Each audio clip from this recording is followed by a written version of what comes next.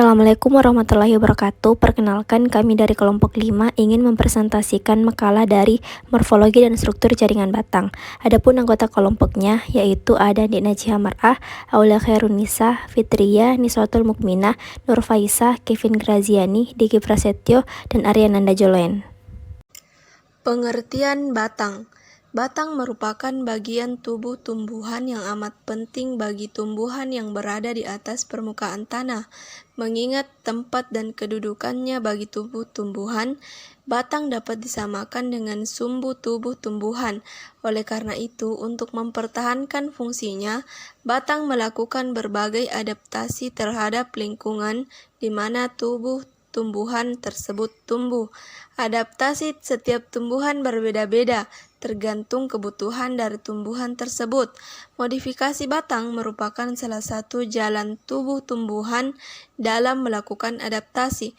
Artinya, adaptasi dapat dilakukan tumbuhan dengan melakukan modifikasi bagian tubuh tumbuhan. Selanjutnya, ciri-ciri batang. Yang pertama, umumnya berbentuk panjang bulat seperti silinder atau dapat pula mempunyai bentuk lain. Yang kedua, terdiri atas ruas-ruas yang masing-masing dibatasi oleh buku-buku, dan pada buku-buku inilah terdapat daun.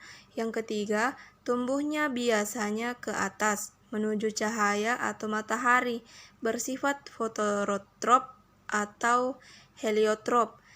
Kemudian yang keempat, selalu bertambah panjang di ujungnya. Oleh sebab itu, sering dikatakan bahwa batang mempunyai pertumbuhan yang tidak terbatas. Kemudian yang terakhir, mengadakan percabangan, dan selama hidupnya, tumbuhan tidak digugurkan kecuali kadang-kadang cabang atau ranting yang kecil. Selanjutnya, fungsi batang. Dalam bentuk ini, fungsi utama batang adalah sebagai berikut. 1. Mendukung bagian-bagian tumbuhan yang ada di atas tanah, yaitu daun, bunga, dan buah. Kedua, berlaku sebagai jalur translokasi air dan garam-garam mineral ke daun dan titik-titik tumbuh, dan bahan organik dari tempat pembentukannya di daun ke semua bagian dari tubuh. Ketiga, batang dapat terspesialisasi serta termodifikasi bentuknya sebagai tempat penimbunan atau penyimpanan cadangan makanan. Keempat, sebagai alat perkembangbiakan baik secara vegetatif dan generatif. Yang kelima, sebagai transportasi penguapan. Dan yang terakhir, sebagai pengangkut zat makanan dari daun ke akar. Perkembangan pada batang. Perkembangan pada batang terbagi menjadi dua. Yang pertama, pertumbuhan sekunder, dan yang kedua adalah pertumbuhan primer. Pertumbuhan sekunder merupakan pertumbuhan akibat aktivitas kambium atau jaringan yang telah dewasa bersifat meristematik kembali. Pertumbuhan sekunder mengakibatkan diameter dan panjang tumbuhan bertambah. Penambahan tinggi yang dicapai oleh pertumbuhan di meristem apex sering disertai penambahan tabal batang. Penebalan itu disebabkan oleh pertumbuhan sekunder akibat aktivitas kambium pembuluh yang menambah jumlah jaringan pembuluh. Yang kedua, pertumbuhan primer. Pertumbuhan primer adalah pertumbuhan yang terjadi akibat aktivitas jaringan meristem primer atau disebut juga meristem apikal. Titik tumbuh primer terbentuk sejak tumbuhan masih berupa embrio.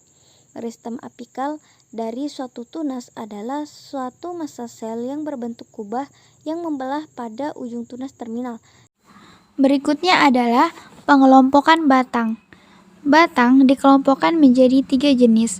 Yang pertama adalah batang berkayu, yang kedua batang rumput, dan yang ketiga batang basah.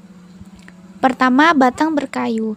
Nah, batang berkayu ini umumnya pohonnya keras, kemudian pohonnya tinggi dan besar. Batang berkayu memiliki kambium yang berfungsi membentuk kayu dan kulit kayu. Contohnya adalah pohon jati, pohon mangga, dan pohon jambu. Kemudian yang kedua, ada batang rumput. Nah, batang rumput ini tidak berkayu, memiliki ruas-ruas dan memiliki rongga. Contoh dari batang rumput ialah batang padi, jagung, dan rumput-rumputan, yang mana tumbuhan dengan batang rumput umumnya pendek. Kemudian yang ketiga ada batang basah. Nah, batang basah ini mudah dipotong karena batangnya tidak keras dan berair. Tumbuhan dengan batang basah umumnya pendek, tidak setinggi pohon kayu. Contohnya adalah pohon pisang, pacar air, dan kangkung. Struktur jaringan batang. Jaringan pada irisan melintang batang, yakni ada satu epidermis, merupakan jaringan pada batang yang terdiri dari selapis sel yang tersusun rapat tanpa ada ruang antar sel. Pada dinding luarnya terdapat kutikula yang berfungsi untuk melindungi batang dari kehilangan air yang terlalu besar. Kemudian ada korteks, merupakan jaringan pada batang yang terdiri dari beberapa lapis sel parenkim yang tidak teratur dan berdinding tipis, serta mempunyai banyak ruang antar sel. Pada jaringan ini terdapat kolenkim dan sklerenkim yang berfungsi sebagai penyokong tubuh tumbuhan. Kemudian ada silinder pusat atau stele, merupakan bagian dalam stele terdapat sel parenkim dan berkas pengangkut parisikel terletak setelah jaringan endodermis dan mengelilingi berkas pembuluh batang serta berfungsi sebagai pemberi kekuatan pada batang. Jaringan pada irisan membujur batang monokotil. Jika batang diiris secara membujur, terlihat daerah titik tumbuh pada batang yang terdiri atas 3 kelompok sel pemula sebagai pembentuk jaringan-jaringan pada batang. Jaringan pembentuk batang tersebut terdiri atas yang pertama ada dermatogen, yaitu jaringan yang nantinya akan membentuk jaringan epidermis. Kemudian yang kedua ada peripelum, yaitu jaringan yang nantinya akan membentuk jaringan korteks. Yang ketiga ada plerom, yaitu jaringan yang nantinya akan membentuk jaringan silinder pusat atau stele. Struktur jaringan batang tumbuhan dikotil. Seperti halnya akar, batang juga tersusun atas berbagai jaringan, yaitu jaringan epidermis, jaringan dasar, dan jaringan pembuluh. Jaringan dasar tersusun oleh korteks, sedangkan jaringan pembuluh terdapat berkas vaskular, yaitu silem dan floem. Cermati bagian-bagian batang tumbuhan dikotil, karena itu batang memiliki beragam fungsi bagi tumbuhan. Namun, berbagai lapisan ini juga mempunyai beragam ciri khas. Yang pertama, epidermis. Letaknya pada bagian terluar batang yang terdiri dari selapis sel yang tersusun rapat dan tidak mempunyai ruang antar sel. Fungsinya sebagai zat kitin pada batang untuk melindungi agar tidak kehilangan air terlampau banyak. Yang kedua, korteks. Bagian luar yang dekat dengan epidermis tersusun atas jaringan kolenkim, makin dalam tersusun atas jaringan parenkim. Fungsi sel-sel kolenkim dan sklerenkim sebagai jaringan penyokong dan memperkuat tubuh, sedangkan sel-sel parenkim sebagai jaringan dasar, pengisi, dan penyimpan zat. Yang ketiga, stele. Stele terletak pada bagian terdalam batang yang terdiri dari jaringan-jaringan sebagai berikut. Yang pertama, perisikel, merupakan lapisan terluar stele yang menyelubungi berkas pengangkut batang. Fungsinya untuk memberikan kekuatan pada batang. Kemudian, berkas pengangkut terdiri dari yang pertama, silem. Silem terletak pada bagian dalam berkas pengangkut atau di bagian dalam kambium. Kedua, floem, terletak pada bagian dalam perisikel, bagian luar berkas pengangkut atau di bagian luar kambium. Yang ketiga, kambium.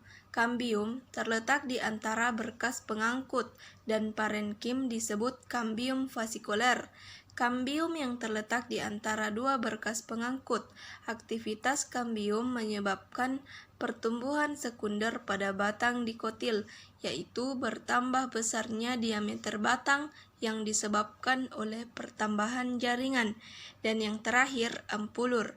Ampulur merupakan parenkim yang terdapat di tengah-tengah stele, juga terdapat di sekitar kelompok-kelompok ikatan pembuluh berbentuk jari-jari yang disebut jari-jari empulur. Adapun kesimpulannya yaitu morfologi tumbuhan adalah ilmu yang mempelajari bentuk dan susunan tubuh tumbuhan. Morfologi tumbuhan juga menguraikan tentang fungsi masing-masing bagian dari bentuk dan susunan tumbuhan. Batang tumbuhan umumnya terdiri atas node, internode, axillary bud, dan terminal bud. Struktur jaringan batang pada tumbuhan umumnya terdiri atas jaringan meristematik, jaringan epidermis, jaringan pengangkut, jaringan parenchyma, jaringan koenkim, dan jaringan sklerenchyma.